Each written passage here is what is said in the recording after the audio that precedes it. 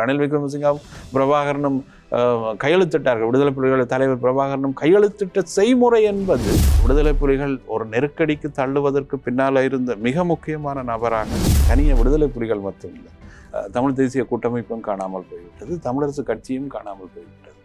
இந்த செய்முறைகள் எல்லாவற்றுக்கும் பின்னால் ஈஸ்டர் குண்டு தாக்குதலோடு ரணில் விக்ரமசிங்கே தொடர்புபடுத்தப்பட போகிறாரா என்ற ஒரு கேள்வி இருக்கு. சாதாரண ஒரு சாமானியன் அனுரகுமார திசாநாயக்கா ஆட்சிக்கு வர முடியும் என்றது. அது நான் பிரதமர் பற்றி எதுவும் கதைக்கவில்லை, பிரதமரை நான் இதில் கோட் பண்ணவில்லை. இரண்டு அவர் ஒரு எலிட் மரபுக்குள்ளால் வந்தவராக கூட. குறிப்பாக அனுரகுமார திசாநாயக்கா இலங்கையினுடைய பணக்கார அரசியல்வாதிகளின் முதல் 10 பேரில் ஒருவராக இருக்கிறார் இல்லையா? இந்த கைதுக்கு முன்பதாக ஒரு வலையொலி பதிவாளர் இந்த விடயத்தை குறிப்பிட்டிருக்கிறார். நாளை ரணில் விக்ரமசிங்கே இன்றைய முன்னாள் ஜனாதிபதிகளில் அதிகமான மக்கள் ஆதரவு இல்லாத ஒரு தலைவராக அவர்கள் அடையாளப்படுத்தி இருக்கிற ஒருவர் ரணில் விக்ரமசிங்கே. அவை அந்த அடிப்படைகளுக்குள்ளால் கூட இந்த கைது ஒரு பரிசோதனையாக கூட.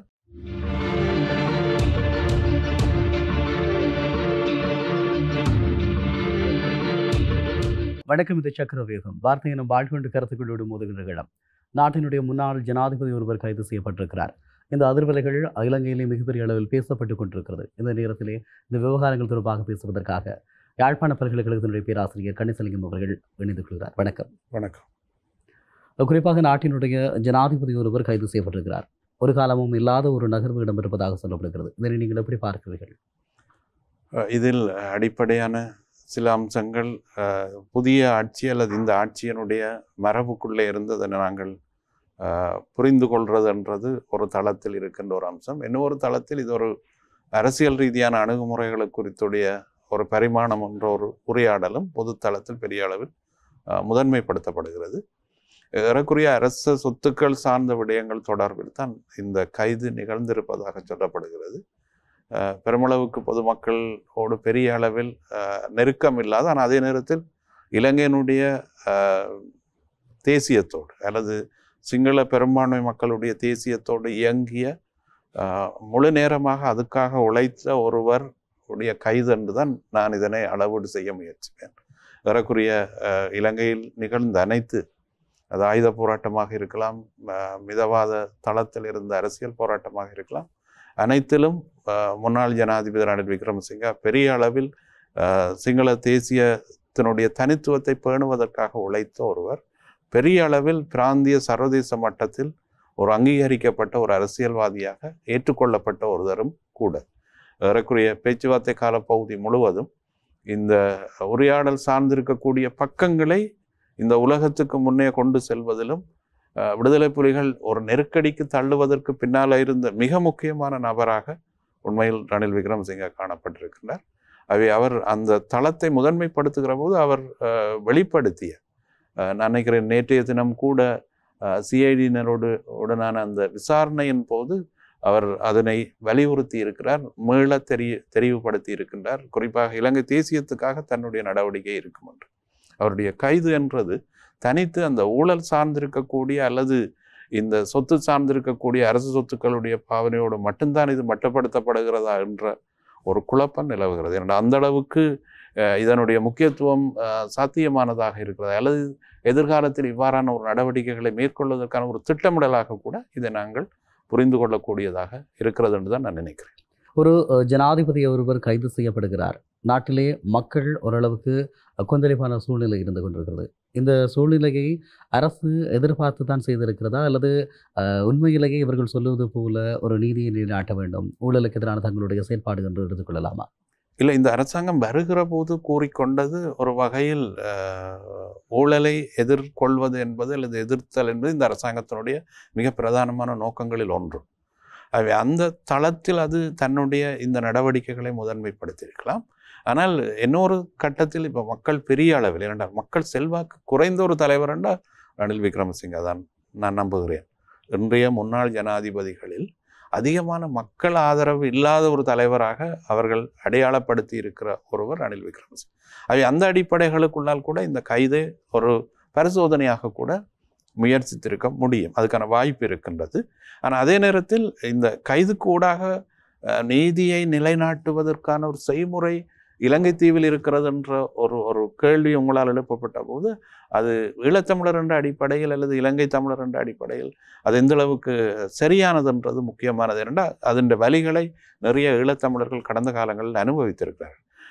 அவை அந்த அடிப்படைகளுக்குள்ளால் நான் அதை முதன்மைப்படுத்துவதை விட நிச்சயமாக இது இந்த அரசாங்கத்தினுடைய பிரதானமான ஒரு நோக்கமாக இருந்தது ஊழல் சார்ந்த விடயங்களை முடிவு கொண்டு வருதல், ஊழலை இல்லாமல் செய்வதற்கான ஒரு செய்முறை ஒன்றை தொடக்குவது என்பது அதனுடைய அடிப்படை. நான் இன்னொரு வகையில் பார்த்தால் இப்போ அரச மட்ட அதிகாரிகள் அல்லது இந்த ஊழலினுடைய மத்திய வங்கி ஊழல் சார்ந்திருக்கக்கூடிய குற்றச்சாட்டெல்லாம் இவர் மீது உண்டு, பாரிய அளவில் உண்டு.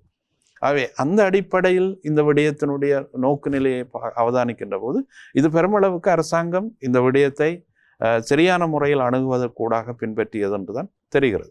இதே நேரத்தில் இதை விட வேறு சில உரையாடல்கள் முதன்மைப்படுத்தப்படுகிறது. இந்த அரசாங்கத்துக்கு எதிராக சில அணுகுமுறைகளை மேற்கொள்வதற்கு முன்னாள் ஜனாதிபதி முயற்சித்தார் என்ற குற்றச்சாட்டுகள் எல்லாம் சொல்லப்படுகிறது. அதாவது வெளியே இருக்கின்ற தளத்தில் ஒரு அரசியல் உரையாடலாக மேற்கொள்ளப்படுகிறது. என்னென்னு சொன்னால் இந்த கைதும் அதனுடைய முக்கியத்துவமும் அதனுடைய அணுகுமுறைகளையும் பார்க்கின்ற போது இப்போ சிஐடி விசாரணைக்கு போகிற போது எடுக்கப்படுகின்ற நடவடிக்கை, நீதிபதிக்கு முன்னே போகின்ற போது எடுக்கப்படுகின்ற நடவடிக்கைகள் எல்லாவற்றினுடைய அந்த நியமங்களை பார்க்கின்ற போது சற்று குழப்பமாகவும் அதிகமான முரண்பாடுடையதாகவும் இருக்கின்றது. மற்றது அவர் கைது செய்யப்பட்ட நாள், இந்த 2 நாளையும் இலக்கு வைக்கப்பட்ட மாதிரி ஒரு அடிப்படை ஒன்று தோன்றப்படுது. அது பற்றிய உரையாடல் எல்லாம் பொதுத்தளத்தில் இருக்கிறது. ஆனால் இலங்கையினுடைய நீதித்துறை தன்னுடைய சார்பு நிலைக்குள் இருந்து தன்னுடைய அரச கட்டமைப்புக்குள்ளே இருந்து அது இயங்குகிறது என்பதனுடைய ஒரு புது வடிவத்தை இது தோற்றுவித்திருக்கிறது. ஆனால் நீங்கள் குறிப்பிடுகின்ற அந்த நீதித்துறையினுடைய சுயாதீனம் கேள்விக்குட்படுத்தப்பட்டிருப்பதாக நீதிபதியை நேற்றைய நாளில் சொல்லியிருக்கிறார். அதாவது இந்த கைதுக்கு முன்பதாக ஒரு வலையொலி பதிவாளர் இந்த விடயத்தை குறிப்பிட்டிருக்கிறார். நாளை ரணில் விக்ரமசிங்கே கைது செய்யப்படாவிட்டால் நான் என்னுடைய இந்த வலையொலி தளத்தையே மூடிவிடுகிறேன் சொல்லி குறிப்பிட்டிருக்கிறார். ஆக நீதிமன்றத்தினுடைய சுயாதீனமும் அதனுடைய பொறிமுறைகளும் இந்த விடயத்தில் பின்பற்றப்படுகிறதா என்ற ஒரு கேள்விக்கு நேற்றைய நாளில் இடம்பெற்ற அசம்பாவிதங்கள் அநேகமாக பல எதிர்ப்பு குரல்களை கூறுகிறது. இதனை எப்படி பார்க்கிறீர்கள்? இல்லை, அதில் ஒரு முக்கியமான அம்சம் இருக்கிறது. இப்போ ஏறக்குறைய இந்த அமைச்சரவை பத்திரம் ஜனாதிபதிகளுடைய சலுகைகள் பற்றி முன்வைக்கின்ற போதே ஏறக்குறைய அந்த கைதுகள் தொடர்பான உரையாடல் தென்னிலங்கையினுடைய ஊடக பரப்பில் வர தொடங்கிடுச்சு. ஆனால் நேற்றைய தினம் கைது செய்யப்படுகிறார் என்ற அந்த விடயம்தான் உண்மையில் மிக குழப்பகரமான ஒரு அம்சம். நீதித்துறையினுடைய சுயாதிபத்தியம் என்பதற்கு அப்பால் ஒரு அரசியல் ரீதியான ஒரு முன்னாள் ஜனாதிபதி ஒருவருடைய கைதை ஒரு சாதாரண ஒரு மனிதரால் வெளிப்படுத்தக்கூடியதாக இருக்கிறதுன்றது உண்மையில் அது ஒரு பெரும் கேள்விக்குறித்துடைய அம்சம். இலங்கை தீவை பொறுத்தவரையில் ஊழல், அரச சொத்துக்களை கையாளுதல், முறைகேடு செய்தல் போன்ற பல விடயங்கள் கடந்த 30 வருட ஆயுத போர்க்கால பகுதிகளில் கண்டும் காணாமல் எதுவுமே கருத்தப்படாமல் முழுமையாகவே ஒப்படைக்கப்பட்ட ஒரு செய்முறை தான். அந்த செய்முறையால் அது பயிற்றுவிக்கப்பட்டதும் அதுக்குரிய அனுபவங்களை அதிகமாக கொண்டிருக்கிறதாகத்தான் இந்த அதிகாரிகளும் அரசியல்வாதிகளும் அவர்களுடைய அணுகுமுறைகளும் காணப்படும்.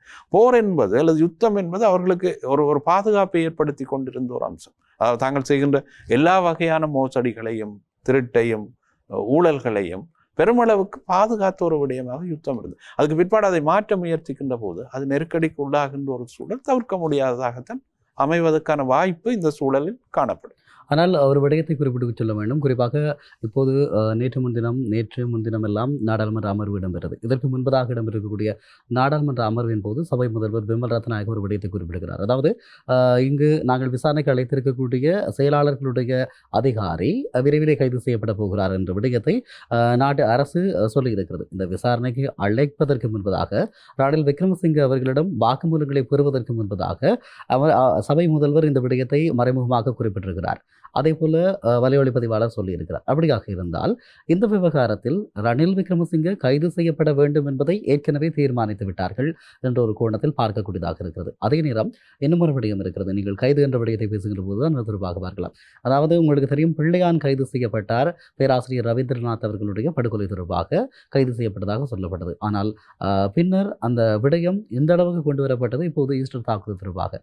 அதே நேரம் மைத்ரிபால ஸ்ரீசேன இதற்கான இழப்பீடுகளை கட்டியிருக்கிறார். அந்த காலப்பகுதியில் இவர் பிரதமராக இருந்தார். ஆகவே இந்த ஈஸ்டர் குண்டு தாக்குதலோடு ரணில் விக்ரமசிங்கே தொடர்புபடுத்தப்பட போகிறாரா என்ற ஒரு கேள்வி இருக்கிறது இல்லையா? இதை எப்படி பார்க்கிறது? இல்லை, அதில் நான் நம்புகிறேன். நிச்சயமாக நீங்கள் குறிப்பிடுற அந்த எல்லா பரப்பினுடைய தொகுதியும் ஒன்றுதான். ஏறக்குறைய இப்போ பட்டலந்த வதை முகாம் சார்ந்து அது ஜேவிபி பெருமளவுக்கு பெரும் நெருக்கடியை அந்த காலகட்டத்தில் அனுபவித்தது. அது ஒரு பக்கம் உண்மையில் ஜேவிபியிடம் இருக்கக்கூடிய ஒரு வகையான உள்ளார்ந்த ரீதியான உள ரீதியான தாக்கங்களினுடைய பிரதிபலிப்பு. இந்த ஆட்சியை கைப்பற்றுகிற போது அல்லது ஆட்சியில் அமருகின்ற போது அதுக்கான சூழலை அல்லது அதுக்குரிய அடிப்படைகளை தேடுதல் என்பது அது அந்த ஆட்சியாளர்களுடைய அடிப்படையான நியதி தான். அதில் எந்த மாற்றம். ஆனால் இதில் குறிப்பிடப்பட வேண்டிய விடயம், இப்போ நீங்கள் குறிப்பிட்டது போல் இந்த கைதுகளுக்கு பின்னால் இருக்கக்கூடிய அல்ல இலங்கையில் கைதுகளுக்கு குறித்துடைய முக்கியத்துவம் கொடுக்கப்படுகிற போது ஏறக்குரிய இவை எல்லாமே அரசுகளாக அல்ல ஆட்சி முறைகளாக இருக்கிற போது திட்டமிடப்பட்ட விடயங்கள் தான். இப்போ இதை செம்மணி பக்கம் திருப்பி பாருங்களேன். அந்த அந்த அந்த அரங்கில் இருந்த ஆட்சியாளர்கள் யார் என்று நீங்கள் கேள்வி எழுப்பினீர்கள் என்றால் எல்லா பொதுத்தளத்தில் யாரும் கேள்வி எழுப்பினார்கள் என்றால் அதில் இந்த ஏவிபியினுடைய பங்கும் அந்த அந்த சூழலில் இருந்திருக்கிறது. சந்திரிகா குமாரதுங்கா தான் அதுக்குரிய அனுமதியை வழங்கினார் அல்லது அவருக்கு தெரியாமல் அந்த விடயம் நிகழப்படவில்லை என்று சொன்னால் இங்கேயும் ஒரு நீதி செய்முறை ஒன்றுக்கான கேள்வி இங்கே முன்வைக்கப்படுகிறது. இப்போ இதுதான் இங்கே முக்கியமானது. ரணில் விக்ரமசிங்க கைது செய்யப்பட்டது அல்ல, கைது செய்யப்பட்டு சிறையில் அடைக்கப்பட்டது அல்ல விடயம். இங்கு இலங்கை தீவினுடைய நியாயாதிக்கம் என்பது என்ன? ஒரு இனத்துக்கு வழங்கப்படுகின்ற சலுகையும் வாய்ப்பும் இன்னொரு இனத்துக்கு வழங்கப்படவில்லை என்ற வாதங்கள் தானே இங்கே முதன்மைப்படுத்தப்படுகிறது. ஆகவே நிச்சயம் இதுக்கு பின்னால் இருக்கக்கூடிய அரசியலை தங்களுக்கிடையிலே இருக்கக்கூடிய மோதலாக மாற்றிக்கொள்வதனுடைய பிரதிபலிப்புகளும் இதில் இருக்குது. ஆனால் எல்லாவற்றையும் விட மிக ஆழமாக கவனத்தில் கொள்ள வேண்டிய மிக முக்கியமான விடயம், இந்த கைது இந்த சொத்து, அதாவது அரசு சொத்துக்களை பாவித்தது அல்லது முறைகேடாக பயன்படுத்தியது என்பதற்காக மட்டுமா என்ற ஒரு கேள்வி என்னிடம் அதீதமாக உண்டு. ஏன்னா அந்த செய்முறைகள் எல்லாவற்றையும் பார்க்கின்ற போது அந்த குழப்பம் பொது தளத்தில் இருக்கிற எல்லோருக்கும் அல்லது சாமானியன் ஒவ்வொருதனுக்கும் இது பற்றி ஒரு கேள்வி இருக்கும். ஏனென்றால் இதை விட இப்போ 1.6 மில்லியன் என்று சொல்லுகிறார்கள், அதுக்கு செலவு செய்யப்படும். இதை விட இத்தனை பில்லியன் கணக்கான சொத்துக்கள் இங்கே பெருமளவுக்கு இலங்கை தீவினுடைய பொருளாதார கட்டமைப்பு முறை ஆட்டங்காண வைக்கப்பட்டது, ஒரு பெரும் நெருக்கடிக்குள் தள்ளப்பட்டது. ஆகவே இவற்றுக்கு ஊடாகத்தான் சில விடயங்கள் நீங்கள் குறிப்பிட்டது போல் இது ஒரு முன்னாயத்தமாக இருக்குமா, இது ஒரு திட்டமிடப்பட்ட ஒரு செய்முறைக்கான ஒரு ஆரம்ப புள்ளியாக இருக்குமா என்ற கேள்விகள் இதில் முதன்மை. அவ்வாறு இருக்குமாக இருந்தால் இந்த அரசாங்கம் ஒரு புதிய மாற்றத்தை நோக்கி நகருகிறது என்று சொன்னால் அது இலங்கையின் தெற்கு மட்டுமில்லை, அது வடக்குக்கும் உரித்துடையதாக இருக்க வேண்டும். நியாயாதிக்கம் என்றது எல்லா பிரதேசங்களுக்கும் எல்லா விடயங்களுக்குமானதாக இருக்கப்பட வேண்டும். அது முதன்மைப்படுத்தப்படுகின்ற ஒரு சூழல் ஒன்று நிச்சயமாக இதுக்குள்ளால் ஏற்படுத்தப்படுதல் என்பது அவசியமானது. ஆனால் இதுவரை காலமும் இல்லாத ஒரு செய்முறை ஒன்றை இந்த அரசாங்கம் முன்வைத்திருக்கிறது என்பது ஏற்றுக்கொள்ளுகின்ற ஒரு விடயம். நிச்சயமாக நீங்கள் குறிப்பிடுகின்றது போலதான், குறிப்பாக இதுவரை காலமும் ஒரு ஜனாதிபதியாக பதவி வகித்தவர் அவருடைய பதவி காலத்தில் செய்த தவறுகளுக்காக கூட அவரை கேள்விக்குட்படுத்தவோ நீதிமன்ற பொறிமுறைக்குட்படுத்தவோ முடியாது என்ற ஒரு நிலைமை இருந்தது. இப்போது அது மாற்றப்பட்டிருக்கிறது என்று சொல்லப்படுது, ஆனால் பரிசித்து பார்க்கப்படவில்லை. இப்போது இந்த ஜேவிபி அரசாங்கம் பரிசித்து பார்த்திருக்கிறார்கள்.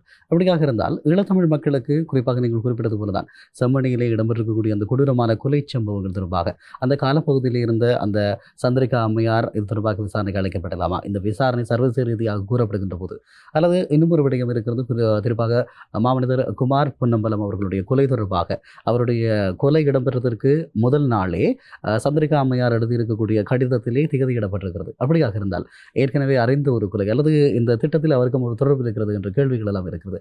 அப்படியாக இருந்தால் சந்திரிகா அம்மையார் மீளவும் அழைக்கப்படுவதற்கான வாய்ப்புகள் இருக்கிறதா நீதி பொறிமுறையில்?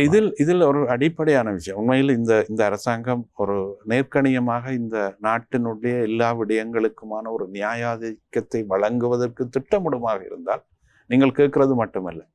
இப்போ பிரித்தானியாவில் ஒரு சம்பவம் நிகழ்ந்திருக்கிறது. இறந்து அடக்கம் செய்யப்பட்ட ஒரு பிரதமர் அவருடைய எலும்புக்கூடு திரும்ப தோண்டி எடுக்கப்பட்டு அது தூக்கிலிடப்பட்ட ஒரு வரலாறு உலகத்தில் இருக்கிறது. ஆகவே இது தனியாக ஒரு தளத்தில் இந்த உயிரோடு இருக்கிற தலைவர்கள் மட்டுமல்ல, முன்கூட்டியே இருந்த தலைவர்கள் செய்த செயல்பாடுகளும் விசாரணைக்கு உட்படுத்தப்பட்டு நியாயாதிக்கத்துக்கு கொண்டு வரப்பட வேண்டும், நிறுத்தப்பட வேண்டும், அதனுடைய உண்மைத்தன்மை கண்டறியப்பட வேண்டும்.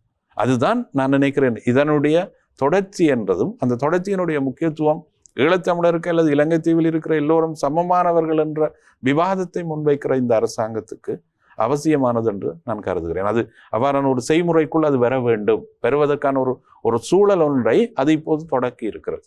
ஆனால் இது மஹிந்த ராஜபக்ச குறிப்பிடுவது போல், முன்னாள் ஜனாதிபதி மஹிந்த ராஜபக்ச குறிப்பிடுவது இது ஒரு அரசியல் பழிவாங்கலாக மட்டும் அளவீடு செய்யப்படுகிறதா என்ற ஒரு கேள்வியை அவர் முதன்மைப்படுத்தி இருக்கிறார். அவர் வெலிக்கடை சிறைச்சாலைக்கு சென்ற பிற்பாடு ஊடகங்கள் மத்தியில் அவர் தெரிவித்திருக்கிறார். அதேபோல எதிர்க்கட்சி எல்லா அரசியல்வாதிகளும் பெருமளவுக்கு அவரை பார்வையிடுவதற்காக சென்றிருக்கின்றார். என்னென்னு சொன்னால் ரணில் விக்ரமசிங்க, நான் ஏற்கனவே குறிப்பிட்டார், ரணில் விக்ரமசிங்க இலங்கையினுடைய பெரும்பான்மை மக்களுடைய ஒரு தேசியவாதி தான். அவர் 100% அதுக்காக செயல்பட்டவர். அவர் எல்லா கால பகுதியிலையும் அவர் எதிர்க்கட்சி தலைவராக இருந்தபோது வெளியுறவு அமைச்சராக இருப்பார், பிரதமராக இருக்கிற போது வெளியுறவு அமைச்சராக இருப்பார். அவர் இந்த உலகம் முழுவதையும் தன்னுடைய கட்டுப்பாட்டுக்குள் வைத்திருந்த ஒரு ஆளுமை மிக்க ஒரு ராஜதந்திர பரிமாணங்களை கொண்டிருக்கக்கூடிய ஒரு தலைவராகத்தான் அவர் காணப்பட்டார். நிச்சயமாக அந்த அடிப்படையில் அவர் குறித்துடைய நியமங்கள் அவர் குறித்துடையது தான். அவரால் ஏற்படுத்தப்பட்ட மாற்றங்களினுடைய விளைவு தான் பெருமளவுக்கு ஆயுத போராட்டத்தினுடைய முடிவுக்கு பின்னால் இருந்த அடிப்படை காரணம். அதுக்கு சர்வதேச ரீதியான ஒத்துழைப்புகளை அவர் ஏற்படுத்தி கொண்டார். அந்த தளத்தில் தான் பெருமளவுக்கு இப்போ பிள்ளையான் கைது செய்யப்பட்ட போது கிழக்கு மாகாண நெருக்கடியான காலப்பகுதியில் அரசாங்கத்தோடு சேர்ந்து இயங்கியதனுடைய பிரதிபலிப்புகளை பெருமளவுக்கு இந்த தென்னிலங்கையில் இருந்த எல்லா ஆட்சியாளர்களும் வெளிப்படுத்தினர். அவருடைய கைது வந்து எங்களுக்கு நெருக்கடிக்கு உட்படுத்தப்பட்டது என்ற இரண்டால் விடுதலை புலிகளுடைய அழிவுக்கு பின்னால் அவர்களுடைய பங்கு மிக முக்கியமானது என்ற எண்ணத்தை தென்னிலங்கையில் இருக்கின்ற தலைவர்களே, அரசியல் தலைவர்களே முன்வைக்கின்ற ஒரு நிலைமை ஏற்படுத்தப்பட்டது. அவை இது கூடாகத்தான் நான் நினைக்கிறேன் இந்த கைதினுடைய அளவீட்டை அல்லது கைதினுடைய முக்கியத்துவத்தை புரிந்து கொள்ள வேண்டிய தேவை எங்களுக்கு இருக்கு. நிச்சயமாக இந்த கைது என்பது ஒரு நீதி பொறிமுறையை ஏற்படுத்துகிறது அல்லது ஒரு புதிய மாற்றத்தை ஏற்படுத்துகிறது என்ற வாதம் ஒரு பக்கம் இருந்தாலும், ஈழத்தமிழர்களாக நாங்கள் பார்க்கிற போது எங்களுக்கு இழைக்கப்பட்ட ஒவ்வொரு அநீதிகளுக்கும் ஸ்ரீலங்காவினுடைய இராணுவம் குற்றவாளிகளாக நாங்கள் அடையாளப்படுத்துகிறோம். கண்கண்ட சாட்சிகள் இருக்கிறது, அவர்கள் சிறையில் அடைக்கப்பட்டிருக்கிறார்கள், இப்படியெல்லாம் இருக்கிறது. ஆனாலும் ஜேபிபியை பொறுத்தவரை அவர்களுடைய தோழர்களும் இராணுவத்தினரால் பழிவாங்கப்பட்டார்கள். 60,000க்கும் அதிகமானவர்கள் கொன்று புதைக்கப்பட்டார்கள். கதிர்காமத்திலே மன்னம்பேரை நிர்வாணமாக அழைத்து வரப்பட்டார். இப்படியான விடயங்களை எல்லாம் செய்த அந்த இராணுவத்தையே இன்றும் தேசிய வீரர்களாக காட்டிக் கொள்கின்ற ஜேவிபி. அதே போல வெளிவிவகார அமைச்சர் குறிப்பிடுகிறார், இந்த நாட்டிலே இனப்படுகொலை இடம்பெற்றது என்று யாரும் கூற முடியாது, உங்கள் மீது சட்டம் பாயும் என்று குறிப்பிடுகிறார். அதே போல அவர்களை தேசிய வீரர்களாக கொண்டு வசந்த கர்நாகோட போன்ற சர்வதேச ரீதியாக அறிமுகப்படுத்தப்பட்ட குற்றவாளிகளை கூட அவர்கள் ஏற்று வைத்திருக்கிறார்கள். இப்படியானவர்கள் ஒரு நீதி பொறிமுறை என்ற விடயத்தில் அதற்கு தயாரில்லை என்கிற போது எப்படி இந்த நீதி? நீங்கள் கேட்கிற கேள்விதான் என்னிடம் அது ஒரு நியாயப்படுத்தலுக்கு உட்படுத்தப்படும். என்னன்னு சொன்னால் அந்த போரின் மிக பிரதானமான பங்காளர்கள் ஜேவிபியினர். இவ்வாறு நாங்கள் புரிந்து கொள்வதற்கு முயற்சிப்பது பொருத்தமா என்று நான் கேட்கிறேன். அப்படியாக இருந்தால் இந்த இவர்களுடைய நீதி பொறிமுறையில் வடக்கு அல்லது தமிழ் மக்கள் இல்லை, இது தென்னிலங்கைக்கு மட்டுமான ஒரு நீதி பொறிமுறை என்று எடுத்துக்கொள்ளலாம். இல்லை, அவ்வாறு இதனுடைய போக்கை வைத்துக் கொண்டுதான் நாங்கள் தீர்மானிக்க வேண்டிய ஒரு தேவை இருக்கிறது. இரண்டால் இதுவரை காலமும் அது தேவை இருக்கிறதாண்டு கேள்வி எழுப்புறதே பிழை என்று நினைக்கிறேன். ஏன்னு சொன்னால் அவர்களுடைய ஆட்சி கால பகுதியில் இதுவரை காலமும் அவர்கள் வெளிப்படுத்தி இருக்கின்ற செய்முறை, இப்போ சிறையில் இருக்கின்ற அரசியல் கைதிகள் தொடர்பில், காணாமல் போனோர் தொடர்பில், அவர்களுடைய தேர்தல் காலத்தில், ஜனாதிபதி தேர்தல் காலத்தில் அவர்கள் முன்வைத்த அல்லது தேர்தல் விஞ்ஞாபனத்தில் முன்வைத்த எந்த விடயங்களும் பெருமளவுக்கு வடக்கு கிழக்கில் சாத்தியப்படுத்தவில்லை. இப்போது பாராளுமன்றத்தில் என்ன மீன்பிடி வளத்துறை அமைச்சர் குறிப்பிட்டிருக்கின்றார், 3 மாதங்களில் விகாரை தொடர்பான ஐடி விகாரை தொடர்பான சர்ச்சைக்கு ஒரு தீர்வு கிடைக்கும். இது 3 மாதம் 6 மாதம் 3 மாதம் 6 மாதம் என்ற காலக்கெடுவோடு தான் இது பயணிக்கிறது. அவை இதை நீங்கள் குறிப்பிட்டது மிக அழகானது. உண்மையில் இது தெற்குக்கானது, இது வடக்குக்கு இல்லை, தமிழர்களுக்கு இல்லை என்ற ஒரு இதைத்தான் கடந்த கால ஆட்சியாளர்கள் நிறுவினார்களே. அதுதான் அடிப்படையான விடயம். அவர்கள் தங்களுக்கு இடையிலே இருக்கக்கூடிய அரசியல் மோதல்களில் இப்போ ஏறக்கூடிய நல்லாட்சி காலப்பகுதியை பாருங்களேன். நல்லாட்சி காலப்பகுதியில் ஜனநாயகத்தை மீட்டவர்கள் தமிழ் தேசிய கூட்டமைப்பினர். தமிழ் தேசிய கூட்டமைப்பினர் தான் ஜனநாயகத்தை மீட்டெடுத்து வந்தார்கள், அப்படி சொல்லிக் கொண்டார்கள் அவர்கள். அப்போ அந்த அளவுக்கு அவர்கள் தங்களுடைய அடிப்படை நியமங்களுக்குள்ளே இருந்து இறங்கி போய் செயல்படுகின்ற ஒரு சூழல் வருகிற போது அது தென்னிலங்கைக்கானது. அந்த ஜனநாயகம் தென்னிலங்கைக்கானது, அது ஈழத்தமிழருக்கானது அல்ல. இதனுடைய கண்டினியூட்டி இப்போவும் இருக்கிறதா என்ற கேள்விதான் இப்போது மிக முக்கியம். இப்போ ரணில் விக்ரமசிங்க கைது செய்யப்பட்டது என்பது ஒரு வகையில் நியாயாதிக்கத்துக்கும் அல்லது நீதிக்கும் உரித்துடையது என்ற செய்முறை என்றால் ஏற்றுக்கொள்கிறோம். அது நல்ல ஒரு விடயம், அது சரியானது.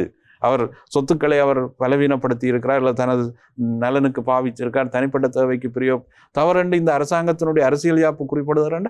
அது எல்லாருக்கும் பொருத்தப்பாடுடையதாக பார்க்கப்பட வேண்டும், இலங்கை தீவுக்கு உரியதாக பார்க்கப்படும். குறிப்பாக இந்த கைது தொடர்பாக தென்னிலங்கையில் மிக பதற்றமாக இருக்கிறது. ரணில் என்ற வார்த்தையை பயன்படுத்தினாலே அது மிகப்பெரிய ஒரு எதிர்பார்ப்பை ஏற்படுத்துகிறது இப்போதைய சூழல். இந்த நிலையில் வடக்கு கிழக்கில் இருக்கக்கூடிய தமிழ் மக்கள் இந்த கைதுகளை எப்படி பார்க்கிறார்கள்? குறிப்பாக தமிழ் சமூகம் சார்ந்து ஒரு கல்வியலாளராக உங்களுடைய பார்வை எப்படி? இல்லை, இதில் ஒரு முக்கியமான விடயத்தை குறிப்பிட்டு தான் நான் நினைக்கிறேன் இந்த வடக்கு மக்களினுடைய எண்ணங்களுக்குள்ளே போக வேண்டிய தேவை இருக்கிறது. தென்னிலங்கையை பொறுத்தவரையில் வர்க்க அடிப்படையில் ஒரு எலிட்ஸனுடைய ஆட்சி முறை என்பது ஜேவிபி உடைத்திருக்கிறது. அதாவது ஒரு மேல்தட்டு வர்க்கத்தினுடைய ஆட்சியின் செய்முறை தான் பெருமளவுக்கு இதுவரை காலம் சுதந்திர காலப்பகுதியில் சுதந்திரத்துக்கு முற்பட்ட காலப்பகுதியில் கூட அதனுடைய செல்வாக்கு இருந்திருக்கிறது. சுதந்திரத்துக்கு பின்னர் மிக ஆழமாக இருந்திருக்கிறது. அதாவது ஒரு எலிட் மரபுக்குள்ளே இருந்துதான், அதில் எக்ஸெப்ஷன் உண்மையிலே பிரேமதாஸ். ஆனால் அவர் காணாமல் போய்விட்டார் அல்லது அவர் கொல்லப்பட்டு விட்டார். ஆனால் இந்த அடிப்படை நியமங்கள் எல்லாவற்றையும் உடைத்து கொண்டு உண்மையில் ஏவிபி அந்த ஆட்சியை கைப்பற்றினது அந்த வர்க்க அடிப்படையில் சாதாரண ஒரு சாமானியன் அனுரகுமார திசாநாயக்கா ஆட்சிக்கு வர முடியும் என்றது. அது நான் பிரதமர் பற்றி எதுவும் கதைக்கவில்லை, பிரதமரை நான் இதில் கோட் பண்ணவில்லை. ஏனென்றால் அவர் ஒரு எலிட் மரபுக்குள்ளால் வந்தவராக கூட அவர் காட்டிக்கொள்ள முயற்சிப்பதாக சில விமர்சனங்கள் இருக்கிறது. அதை நாங்கள் விட்டு விடுவோம். ஆனால் அனுரகுமார திசாநாயக்காவை பொறுத்தவரையில் ஒரு ஜேவிபியை ஒரு சாதாரண சாமானியனுடைய அடிப்படைகளுக்குள்ளால் ஆட்சியை பிடித்தவர்கள் தான் அவர்கள், அதிகாரத்தை கைப்பற்றியவர்.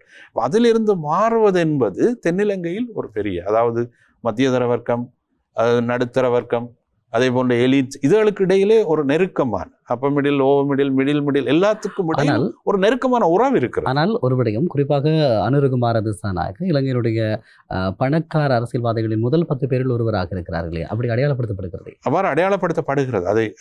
அதை உத்தரவாதப்படுத்துவதற்குரிய செய்முறைகள், அதுக்கான சரியான ஒரு வழிமுறைகள் இருக்கிறதா என்பதில் என்னிடம் சந்தேகங்கள் அதிகம் இருக்கிறது. நான் அதை உண்மையில் அதுக்குரிய முக்கியத்துவத்தை நான் கொடுப்பதை விட இன்னொரு வகையில் பார்த்தால், இப்போ ஜேவிபி என்ற அடிப்படையில் வைத்து பார்ப்போமே, ஜேவிபி ஒரு இளைஞர்களுடைய போராட்டத்தை குறித்துடைய ஒரு ஆயுத போராட்டத்தை நிகழ்த்தியது, ஒரு புரட்சிகரமான மாற்றத்துக்கு உள்ளால் தன்னுடைய பேரை என்பிபி என்று மாற்றி கொண்டதே தவிர, அது கொஞ்சம் எஸ்டாப்ளிஷ் பண்ணி இருக்கிறதே தவிர அடிப்படையில் அது ஜேவிபி தான். ஆனால் அந்த ஜேவிபியினுடைய ஆரம்ப கால வடிவம் என்பது சாதாரண சாமானியன் சார்ந்திருக்கக்கூடிய ஒரு அரசியல் நியமங்கள்.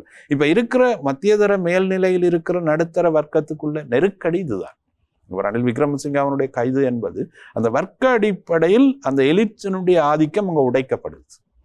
அதன் மீதான அதிருப்தியும் கொதிநிலையும் தான் நீங்கள் கொழும்பு கொதிநிலையில் இருக்கென்று கருதுகிறீர்கள். கொழும்பு கொதிநிலையில் இருக்கிறது என்பது ஒட்டுமொத்தமான மக்களும் கொதிநிலையில் இருக்கிறதாக எனக்கு தோன்றவில்லை. இது ஒரு அடிப்படையான விஷயம். ஆகவே இந்த மேல்தட்டு வர்க்கத்தினுடைய நலன்கள் இங்கே உடைக்கப்படுகிறதா? அதுக்கு எதிரான ஒரு கொதிநிலை. நீங்கள் பாருங்களேன், எல்லா அரசியல்வாதிகளும் எதிர்கட்சி, ஆளுங்கட்சி என்ற அடிப்படைகளை ஜேவிபியை தவிர்ந்த எல்லோருமே, முன்னைய ஆட்சியாளர்கள் எல்லோருமே அதில் ஒரு அணிவகுப்பை செய்திருக்கிறார்கள். அப்போ அவர்களுக்குள்ளால் ஒரு மாற்றம் பற்றிய ஒரு எண்ணப்பாடு, அவர்கள் தூண்டுவதற்கூடாக அந்த மாற்றம் சாத்தியப்படும். நான் நினைக்கிறேன் வடக்கு கிழக்கை பொறுத்தவரையில் மக்கள் கொஞ்சம் அமைதியாக இருந்து அவதானிக்கிறார்கள் என்றுதான் தெரிகிறது. ஏனென்றால் அவர்களுக்கு தெரியும் இந்த கைதுகளுக்கு பின்னால் இருக்கக்கூடிய அரசியல் என்ன, இதனுடைய விளைவுகள் என்ன, இது ஈழத்தமிழர்களுடைய அரசியலோடு எவ்வாறு பயணிக்கக்கூடியது. ஏனென்றால் நேரடியாக ஈழத்தமிழர்களுடைய இருப்பை அங்கீகரித்து முதன்மைப்படுத்திய தலைவர்கள் அல்ல இவர்கள் யாரும். ஈழத்தமிழர்களுக்கு இன்னும் நெருக்கடி வந்த காலப்பகுதிகளில் எல்லாம் அதை கையாண்டவர்கள் இவர்கள். இப்ப குறிப்பாக விடுதலை புலிகளோடு ஒரு உரையாடலை அவர்கள் நிகழ்த்துகிற போது, விடுதலை புலிகளை ஒரு பயங்கரவாத அமைப்பு என்ற அடிப்படைகளுக்குள்ளே இருந்து அவர்களுடைய அணுகுமுறைகள் இருந்தது. அவர்கள் வெளிப்படையில் ஒரு ஒப்பந்தம் செய்தார்கள், கையெழுத்திட்டார்கள். ரணில் விக்ரமசிங்கவும் பிரபாகரனும் கையெழுத்திட்டார்கள். விடுதலை புலிகள் தலைவர் பிரபாகரனும் கையெழுத்திட்ட செய்முறை என்பது ஒரு பக்கம் இருக்க, அதனுடைய நடைமுறை இருக்குத்தானே. அந்த நடைமுறையை அவர்கள் பின்பற்றுகின்ற போது இந்த அமைப்பை எப்படி முடிவுக்கு கொண்டு வரது அல்லது அழித்தல் என்ற ஒரு எண்ணத்தோடு தான் அந்த உடன்பாட்டினுடைய உள்ளடக்கங்களை அவர்கள் மேற்கொண்டார்கள். மற்றது இப்போ கிழக்கு மாகாணத்தினுடைய தளபதி கையாளப்பட்ட முறை அல்லது இப்போ அந்த செய்முறைகள் எல்லாவற்றையும் பார்க்கின்ற போது ஈழத்தமிழர்களுக்கு ஒரு விடயம் தெரிகிறது. இந்த செய்முறையினுடைய விளைவுகளும் பின்புலங்களும் எத்தகைய மாற்றத்தை இலங்கை தீவில் ஏற்படுத்த போகிறது என்பது பற்றிய ஒரு தெளிவோடு தான் நான் நம்புகிறேன் வடகிழக்கு மக்கள் இந்த விடயத்தை பார்க்கின்ற ஒரு மனநிலை எழுந்திருக்கிறது. இப்படி இருக்கக்கூடிய ஒரு சூழலில் குறிப்பாக ரணில் விக்ரமசிங்க அவர்கள் இந்த நாடு திவாலாக இருந்த நிலையில் பொறுப்பேற்று வருவர் என்று சொல்லி, இந்த நாட்டினுடைய வரிசை யுகங்களை நீக்கி வருவர் என்று சொல்லி ஒரு தரப்பு சொல்லுகிறது. இல்லை, அது வதந்தி என்று சொல்லி இன்னொரு தரப்பு சொல்லுகிறது. நீங்கள் எப்படி பார்க்கிறீர்கள்? இல்லை, அதில் நான் ஏற்கனவே குறிப்பிட்டேனே, ஒரு இலங்கை தேசியத்தோடு சேர்ந்து பயணித்த ஒருவர் ரணில் விக்ரமசிங்க. சிங்கள பெரும்பான்மை தேசியத்தை அவர் சரியாக பாதுகாத்தவர். அதுக்கான நலன்களை விட்டு கொடுக்காமல் அவர் செயல்பட்டார். நினைக்கிறேன் அவர் தேசிய பட்டியல் எம்பியாக வருகை தருவதற்கு மிக நீண்ட நாட்கள் இழுபட்டது. அந்த இடைப்பட்ட ஒரு காலப்பகுதியில் தேசிய பட்டியல் எம்பியாக வருவதற்கு அவர் அதுக்குரிய வாய்ப்பை கூட, ஆனால் சர்வதேச மட்டத்தில் ஈழத்தமிழருடைய விவகாரங்கள் கைமாற்றப்படுகிற போது, ஒரு நெருக்கடியை உருவாக்குகிற போது, அமெரிக்காவினுடைய செனட்டர்கள் சில தீர்மானங்களை முன்வைக்கிற அந்த காலப்பகுதிகளில் அவர் வேகமாக பாராளுமன்றம் வந்து வேகமாக ஜனாதிபதியாக வந்து சேர்ந்தார். பிரதமராக வந்து ஜனாதிபதியாக வந்து சேர்ந்தார். ஆகவே ஒரு மிக நெருக்கடியான ஒரு காலப்பகுதியில் நீங்கள் சொன்னது போல் வரிசை யுகத்தை மாற்றினார். உண்மையில் அதுக்கு பின்னால் இருக்கக்கூடிய அம்சம் சர்வதேச மட்டத்தில் இருக்கிற அமெரிக்கா, இந்தியா, இந்த நாடுகளோடு அவருக்கு, ஐரோப்பிய நாடுகள், அந்த என்னென்னு சொன்னால் அவர் ஒரு நாளும் நான் நைசினல்ல அவரை நான் கண்டது கிடையாது. அவர் இலங்கையர் அல்லது சிங்களவர் என்ற ஆடை அணிகலனோடு அவரை அடையாளப்படுத்துவது மிக கடினம். அவர் ஒரு வெஸ்டர்ன் மாதிரிக்குள்ளே இருந்துதான் அவர் தன்னை அடையாளப்படுத்திக் கொள்வார். சரியாக குறிப்பிட வேண்டுமாக இருந்தால் ஒரு சிங்களம் தெரியாத சிங்கள தலைவர் என்று சொல்லுவார்கள். இல்லை, அந்த அளவுக்கு இல்லை. அவர் சிங்களம் சரளமாக பேசக்கூடிய வல்லமை இருக்கு. அந்த கல்ச்சரை அவர் பெருமளவு, இப்ப அவர் பிக்குமாரை வழிபடுகிற போது கூட அவர் தன்னுடைய வெஸ்டர்ன் ஆடையில் தான் செல்வார். அவர் கீழத்தேச மரபுக்குள்ளே அவர் ஒரு நாளும் போக மாட்டார், அல்லது இலங்கையினுடைய மரபுக்குள்ளே அவர் போக மாட்டார். அவ்வாறு இருந்ததனுடைய விளைவு அவரை மேற்கு நாடுகள் பெருமளவு, இப்போ சந்திரிகா குமாரதுங்க காலப்பகுதிகள், ஜனாதிபதியாக இருக்கிற போது பேச்சுவார்த்தையினுடைய காலப்பகுதிகள் எல்லாம் அவருக்கு பாரிய நெருக்கடிகள் எல்லாம் கொடுக்கப்பட்டது. அந்த நேரம் அமெரிக்கர்கள், அப்போது வில்லியம் புஷ் நான் நினைக்கிறேன் பதவியில் இருந்தவர், அவர் உண்மையில் இவருடைய தோளில் கை போட்டு ஒரு காட்சியோடு ஒரு படம் வெளியே வந்தது. இவர் அமெரிக்காவில் வாஷிங்டன்ல இருந்து இலங்கைக்கு வருகின்ற போது இங்கே 2 அமைச்சுக்களை, பாதுகாப்பு அமைச்சும் வெளிவார அமைச்சையும் சந்திரிகா குமாரதுங்க தன்னுடைய கட்டுப்பாட்டுக்குள் கொண்டு வந்த அந்த காலப்பகுதி. அவ்வாறு இந்த சர்வதேச மட்டத்தில் ஒரு வகையான அணுகுமுறைகளையும் ஒரு சிறந்த ராஜதந்திர உரையாடல்களையும் செய்யக்கூடிய ஒரு வல்லமை அவரிடம் இருந்து அவரினால் தான் வரிசை மாறியது, பொருளாதார நெருக்கடி மாறியது, இனப்பிரச்சனையினுடைய புது வடிவம் எடுக்கப்பட்டது, ஈழத்தமிழர்களுக்கு வழங்கப்பட்டிருக்கக்கூடிய என்ன வாய்ப்புகளும் சர்வதேச தளத்தில் இருந்து காணாமல் போனது. ஜே.ஆர். ஜெயவர்தனா உருவாக்கிய அந்த தளத்தில் இந்தியாவுக்கும் ஈழத்தமிழர்களுக்குமான முரண்பாட்டை உருவாக்குவதில் வெற்றி பெற்றிருந்தவர்கள் உண்மையில் அந்த காலப்பகுதியில் இருந்த தலைவர்கள். அதில் ரணில் விக்ரமசிங்காவுக்கும் மிக முக்கியமான பங்கு இருக்கிறது. பேச்சுவார்த்தை காலப்பகுதி முழுவதுமே அவர் சரியாக கையாண்டார். இந்த அடிப்படைகளுக்குள்ளால் அவர் கொடுக்கப்படுகின்ற அவரை நாங்கள் நிராகரிப்பது என்பதை விட அவருடைய அந்த நான் ஒரு அரசியல் மாணவனாக நான் அவரை பார்க்கிற போது அவர் ராஜதந்திர ரீதியில் அவர் ஒரு மிக சிறந்த நுட்பங்களோடும் வல்லமைகளோடும் உலகத்தை அணுகுவதிலும் இலங்கையினுடைய பிரச்சனையை கையாளுவதிலும் அவர் ஒரு வெற்றிகரமான தலைவராகத்தான் அவர் காணப்பட்டார். ஆனால் இப்போது ரணில் விக்ரமசிங்க அவர்கள் கைது செய்யப்பட்டிருக்கிறார். இவருடைய கைதை வைத்து இன்றைய தினம் கொழும்பிலே எதிர்க்கட்சிகள் ஒன்று கூடியிருக்கிறார்கள். மஹிந்த ராஜபக்ச தலைமையிலே அந்த ஒன்று கூடல் இடம்பெற்றிருக்கிறது. சஜித் பிரேமதாஸ் வந்திருக்கிறார், இணைய தலைவர்கள் எல்லாம் வந்து ஒன்று கூடி பேசிக் கொண்டிருக்கிறார். ஆகவே இது எதிர்காலத்தில் ஜேவிபிக்கு எதிரான மிகப்பெரிய ஒரு கூட்டாக மாறுமா? ஏனென்று சொன்னால் இலங்கையினுடைய எதிர்க்கட்சி என்பது பலவீனமானது என்ற ஒரு நிலைப்பாடு இருக்கிறது. ஆக இவர்கள் எல்லாம் சேர்ந்து ஜேவிபி அல்லது என்பிபியினுடைய ஆட்சிக்கு எதிராக செயல்பட போகிறார்கள். அதுக்கான வாய்ப்புகள் அது எதிரானது இருக்குமா என்றது எனக்குள்ளே குழப்பம். ஏனென்று சொன்னால் இவர்களுடைய அரச சொத்துக்கள் அல்லது ஊழல்கள் சார்ந்து இந்த மக்கள், சாதாரண மனிதனிடம் அதிருப்தி உண்டு. சாதாரண மனிதனுடைய வாழ்வியல் முறைகளை பற்றி உண்மையில் கவனத்தில் கொள்ள. அப்ப இந்த திரட்சி மக்களை திரட்டுமா என்பதில் எனக்கு ஒரு உடன்பாடு இல்லை. இவர்கள் ஒரு திரண்டு இந்த நெருக்கடியை கையாளலாம். இந்த நெருக்கடிக்கு ஒரு மாற்று செய்முறை ஒன்றை உருவாக்க முடியும். சர்வதேச மட்டத்தில் அல்லது பிராந்திய அரசுகளோடு இந்த விடயத்தினுடைய உரையாடல்களை முதன்மைப்படுத்தி கொண்டு இதை ஒரு நெருக்கடி மிக்க சூழலுக்குள் இந்த அரசாங்கத்துக்கு ஏற்படுது. ஆனால் ஆட்சி மாற்றத்தை செய்யலாமா? அதுக்குரிய ஒரு கரஸ்மா உள்ள ஒரு லீடர்ஷிப் இந்த எதிர்த்தரப்புகளிடம் இருக்கிறதா? அல்லது ஏறக்குரிய மஹிந்த ராஜபக்ச தன்னுடைய காலப்பகுதியில் இருந்தது போல் நாமல் ராஜபக்ச இப்போது இருக்கிறாரா என்றெல்லாம் நிறைய கேள்வி. ஏனென்றால் கோத்தபாய ராஜபக்சவனுடைய நெருக்கடிக்கு பின்னர் சிங்கள மக்கள் மத்தியிலும் பெருமளவுக்கு அவர்கள் மீதான அதிருப்தியும் கோபமும் அதிகரித்திருக்கு. சாதாரண மனிதர்களிடம் இது கொண்டு செல்லப்படுமா என்றது மிக முக்கியமான கேள்வி. இன்னொரு வாதம் நிகழ்கிறது. ஜேவிபியினர் அல்லது என்பிபியினர் அடுத்த தேர்தலை பற்றி திட்டமிடுகிறார்களா என்று கூட ஒரு விவாதம் தென்னிலங்கை ஊடக பரப்புகளில், அது எடிட்டோரியல் எழுதுகிற அளவுக்கு கூட அந்த விடயங்கள் பற்றிய உரையாடல்கள் எல்லாம் மேலெழத் தொடங்கி இருக்கின்றது. என்னென்னு சொன்னால் இந்த காலப்பகுதி என்றது நீங்கள் குறிப்பிட்டது போல் அந்த 2 தரப்பையும் மையப்படுத்தித்தான் இந்த சூழல். ஆனால் அதுக்குரிய கரஸ்மா உள்ள ஒரு லீடராக தென்னிலங்கையில் ஜேவிபியை தாண்டி அல்லது அனுர குமாரசாநாயக்காவை தாண்டி சில வேளையில இன்னொரு புதிய ஒரு தலைவரை அவர்கள் உருவாக்குவதற்கு இப்போ ஏறக்குரிய ரணில் விக்ரமசிங்க அவனுடைய காலப்பகுதியில் ஜனாதிபதியாக மைத்ரிபால சிறிசேன வந்தது போல் அப்படியான ஒரு சூழலுக்குள்ளால் ஒரு மாற்றத்தை ஏற்படுத்துவது பற்றி திட்டமிடலாமே தவிர மற்றபடி பெருமளவுக்கு பொதுமக்கள் மத்தியில் அல்லது சிங்கள மக்கள், சாதாரண மக்கள் மத்தியில் ஒரு கவர்ச்சிகரமான ஒரு தலைவராக ஒருவரை முன்னிறுத்துவது என்பது ஒரு நெருக்கடி மிக்க ஒரு சூழலுக்குள்ளே தான் தென்னிலங்கை பயணிக்கிறது. ஆனால் அப்படி இருக்கக்கூடிய ஒரு சூழலில் எங்களிடம் இருக்கக்கூடிய ஒரே ஒரு கேள்வி, அதாவது தமிழர் தரப்பு ரணில் விக்ரமசிங்கவினுடைய பக்கமாக பல சந்தர்ப்பங்களில் இருந்திருக்கிறது. குறிப்பிட்டு சொல்லிக் கொள்ள வேண்டுமாக இருந்தால் தமிழர்களுக்கு எதிராக ரணில் விக்ரமசிங்கவினுடைய செயற்பாடுகள் மிக நீண்ட காலமானது.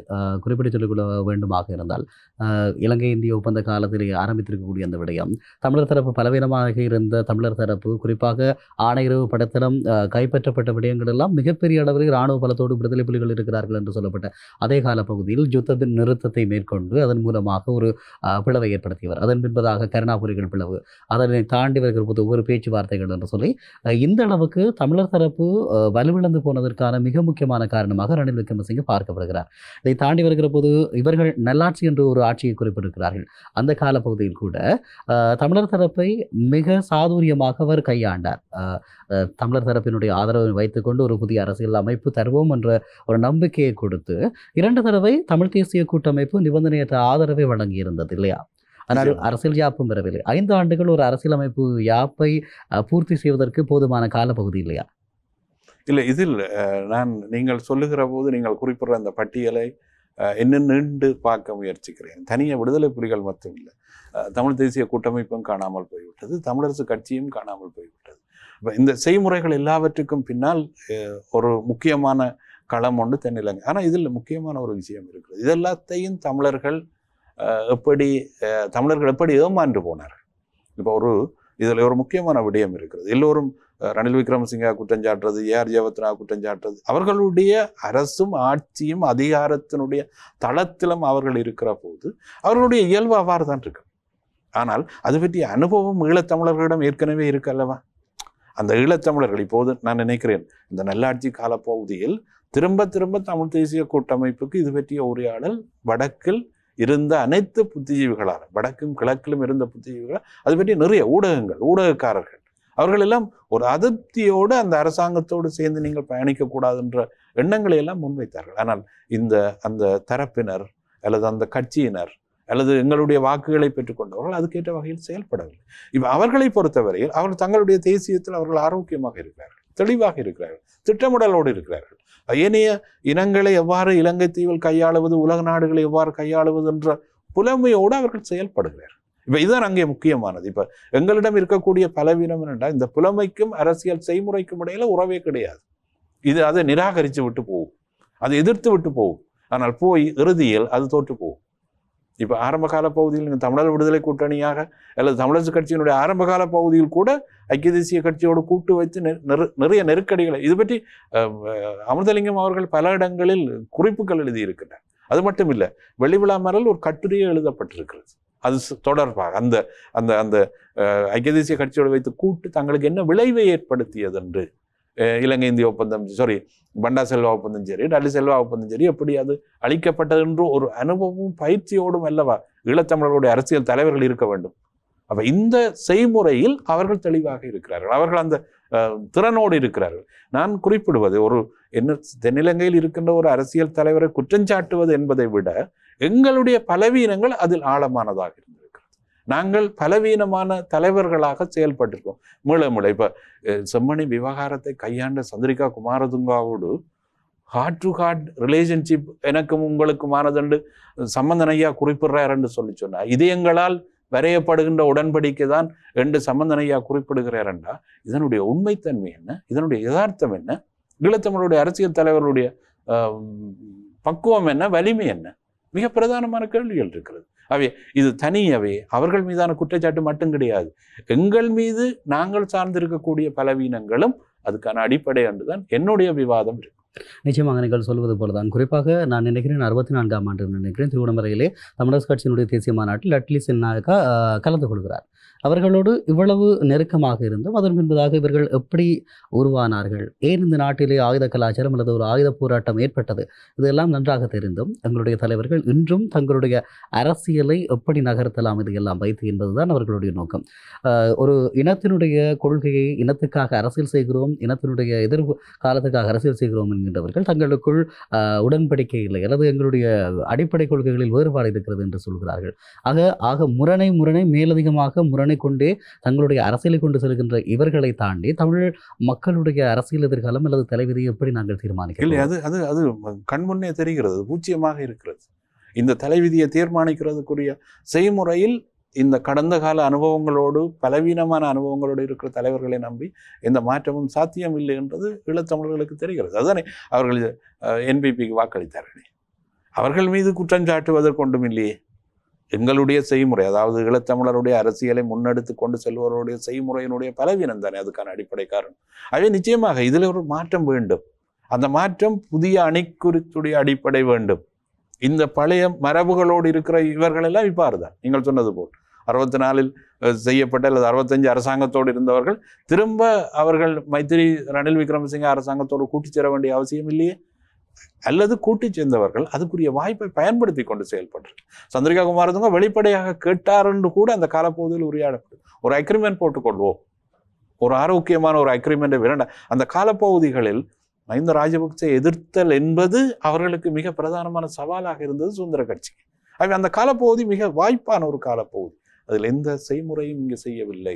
அதனுடைய தொடர்ச்சி தான் இன்றும் இருக்கிறது. இப்போ அவர்களுக்குள்ளே இருக்க. ஆகவே இதில் ஒரு முழுமையான மாற்றம் செய்யாவிட்டால் இந்த இனத்தினுடைய இருப்பில் அல்லது இந்த இனம் எதிர்பார்க்கக்கூடிய எந்த செய்முறைகளுக்குள்ளும் அது ஒரு ஆரோக்கியமான இருப்பை அது சாத்தியப்படுத்தாது.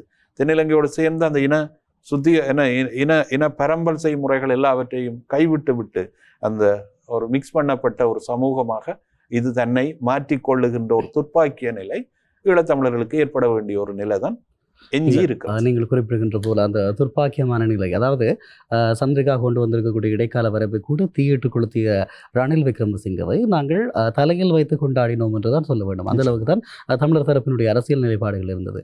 இந்த நேரத்திலே இப்போது ரணில் விக்ரமசிங்க தொடர்பாக மிகப்பெரிய குற்றங்களில் பிணை முறை மோசடி இருக்கிறது. அர்ஜுன் மகேந்திரனை எதிர்வருகின்ற செப்டம்பர் மாதம் 2ஆம் தேதி நீதிமன்றத்தில் முன்னிலையாகுமாறு அழைப்பு விடுக்கப்பட்டிருக்கிறது. ஆனால் சிங்கப்பூரிலே அர்ஜுன் மகேந்திரன் மிகப்பெரிய ஒரு நிலையில் இருக்கிறார். அவருக்கு அந்த நாட்டினுடைய தேசிய விருது கூட அண்மையில் கிடைத்திருக்கிறது. இப்படி இருக்கக்கூடிய நிலையில் அவர் இங்கு வருவாரா? ரணிலினுடைய இந்த விவகாரங்கள் எப்படி மாறும்? இல்லை, அதுக்கான ஆனால் அவரை கொண்டு வருவதற்குரிய செய்முறைகள் சாத்தியப்படுத்தலாம். செப்டம்பர் 26ஆம் தேதி அவர் அழைப்பு அவர் வரவில்லை என்றால் அதுக்குரிய நெறிமுறைகள் இலங்கை அரசாங்கத்துக்கும் சிங்கப்பூர் அரசாங்கத்துக்கும் இடையிலான உடன்பாடுகள் சார்ந்திருக்கக்கூடிய ஒரு விடயம். அது தொடர்பாக இப்போ மலேசியாவோடு இலங்கை அரசாங்கத்துக்கு அவ்வாறு தான் நான் நினைக்கிறேன். விடுதலை புலிகளுடைய அந்த ஆயுத கொள்ளனவு குறித்துடையவர் இலங்கையை கொண்டு வந்து சேர்க்கப்பட்டார். மலேசியாவோடு இருந்த உடன்பாடு தான் அதுக்கான அடிப்படை. அவ்வாறான உடன்பாடுகளுக்குள்ளால் சிங்கப்பூர்ல இருந்து அர்ஜுனா மகேந்திரனை கொண்டு வர்றதல்ல விடயம். கொண்டு வர முடியும். அதுக்கான ஒரு செய்முறை ஒன்றை இலங்கை அரசாங்கம் செய்வதற்கு குறித்து. ஆனால் அதுக்கு முன்கூட்டியே இங்கே ஏற்படக்கூடிய மாற்றங்கள் அவதானத்துக்கு உட்படுத்தப்பட வேண்டும். தென்னிலங்கை எவ்வாறான ஒரு மாற்றத்தை செய்ய போகிறது, தென்னிலங்கை இந்த கொதிநிலையை வைத்துக்கொண்டு எவ்வாறு அடுத்த நிலைக்கு அது போகுது என்ற ஒரு கேள்வி மிக பிரதானமானது. அந்த நெருக்கடியினுடைய தீர்வுகளுக்குள்ளால் தான் அல்லது அதனுடைய முடிவுகளுக்குள்ளால் தான் நீங்கள் சொல்ல போற எதிர்காலத்தினுடைய இருப்பினுடைய வடிவம் இருக்கும். ஒன்று அரசாங்கம் தன்னை தக்க வைக்கக்கூடியதாக இருக்க வேண்டும். இந்த அரசாங்கத்தினுடைய செய்முறை இலங்கை தீவின் முழுவதுக்குமானதாக இருக்க வேண்டும். எல்லாவற்றுக்கும் நியாயாதிக்கம் கோருவதற்கான ஒரு அடிப்படை இருக்க வேண்டும். அவ்வாறான செய்முறைகளுக்கு ஊடாகத்தான் நிச்சயமாக அதில் ஒரு மாற்றத்தை அது செய்ய முடியும். நிச்சயமாக இந்த விவகாரங்கள் தொடர்பாக நாங்கள் தொடர்ச்சியாக பேச வேண்டிய தேவை இருக்கிறது. ஆனால் எதிர்வருகின்ற 26ஆம் தேதி இந்த வழக்கினுடைய தீர்ப்பு எப்படி அமையப் போகிறது, அல்லது நிரந்தரமாக பிள்ளையானை வைத்திருப்பது போல ரணில் விக்ரமசிங்க வைத்திருக்க போகிறார்களா, இப்படியான நிறைய கேள்விகள் இருக்கிறது. நாங்கள் தொடர்ந்து அவதானிக்கலாம். நன்றி பேராசிரியர் கணேசலிங்கம் அவர்களே, எங்களோடு உங்களுடைய நேரத்தை பகிர்ந்து கொண்டமைக்காக நன்றி. நேயர்களே, இன்றைய நாளில் பேசியிருக்கிறோம் முன்னாள் ஜனாதிபதி ரணில் விக்ரமசிங்கவினுடைய கைது தொடர்பாகவும், அதே நேரத்தில் இதில் இருக்கக்கூடிய ஜேவிபியினுடைய நகர்வுகள் ஒரு நீதி பொறிமுறையை நோக்கி இவர்கள் நகர்கிறார்களா, இதை தாண்டி ஈழத்தமிழர்கள் விவகாரம், ஈழத்தமிழர்கள் ரணில் விக்ரமசிங்க விடயத்தில் எப்படி முடிவெடுத்திருக்கிறார்கள், தமிழ் மக்களுடைய எதிர்கால தலைவிதிகள் தொடர்பாகவும் பேராசிரியர் உங்களோட கருத்துக்களை பகிர்ந்திருக்கிறார். நன்றி. மற்றும் ஒரு நிகழ்ச்சியில் உங்கள் அனைவரையும் சந்திக்கின்றேன்.